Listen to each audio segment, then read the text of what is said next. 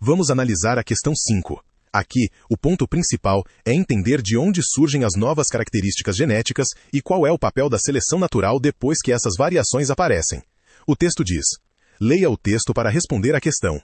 As mutações geram novidades genéticas espontâneas e aleatórias em uma população de seres vivos. Esse processo funciona como a fonte primária da variação biológica, disponibilizando características inéditas na sequência do ácido desoxirribonucleico. A atuação da seleção natural sobre essa variabilidade ocorre de maneira lenta e gradual ao longo de gerações, gerando a adaptação contínua e o surgimento de novas espécies no planeta. Fonte: adaptado de Futuyama Douglas, Evolução, Porto Alegre, ArtMed, 2009. O surgimento de novidades genéticas constitui um fator fundamental para a ocorrência da evolução biológica. Leia as afirmações e, em seguida, assinale a alternativa que explica corretamente o papel das mutações nesse processo. As alternativas são: A. As mutações geram a variabilidade de características de forma aleatória, servindo como base para a atuação da seleção natural. B.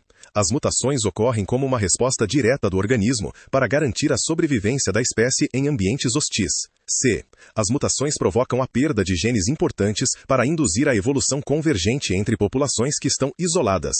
D. As mutações definem o nível de adaptação dos indivíduos antes mesmo de o ambiente exercer qualquer tipo de seleção.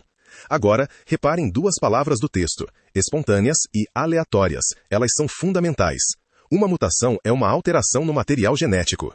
Quando surge uma nova variante genética, ela pode produzir uma característica diferente na população, mas a mutação não aparece porque o organismo percebeu que precisa mudar. Ela não é planejada para resolver um problema do ambiente. Primeiro surge a variação.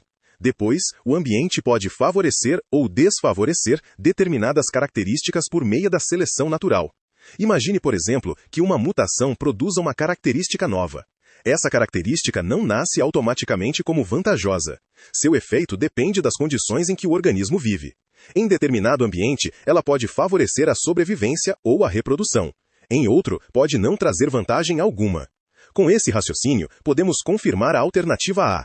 As mutações geram a variabilidade de características de forma aleatória, servindo como base para a atuação da seleção natural. É exatamente essa relação que o texto apresenta. A mutação produz variabilidade genética e a seleção natural atua sobre essa diversidade ao longo das gerações. A alternativa B está incorreta porque afirma que as mutações são uma resposta direta para garantir a sobrevivência. Elas não surgem com uma finalidade determinada pelas necessidades do organismo. Essa é a mesma ideia importante que apareceu no caso das mariposas. O ambiente seleciona variações, mas não ordena que uma mutação específica aconteça. Na alternativa C, o problema é atribuir às mutações a função de provocar perda de genes para induzir a evolução convergente. As mutações podem ocorrer de diferentes formas e produzir variação genética, mas não possuem o objetivo de criar convergência evolutiva entre populações. Já a alternativa D inverte a relação entre mutação e seleção natural. Uma mutação introduz uma variação, mas não determina sozinha se o indivíduo estará bem adaptado. É a interação daquela característica com o ambiente que influencia seu valor adaptativo. Então, o principal aprendizado desta questão é separar dois momentos do processo evolutivo. As mutações geram novas variações genéticas de maneira aleatória. Depois, a seleção natural atua sobre essa variabilidade. Em questões semelhantes, desconfie de afirmações que digam que uma mutação aparece para, a fim de, ou com o objetivo de, resolver uma necessidade do organismo.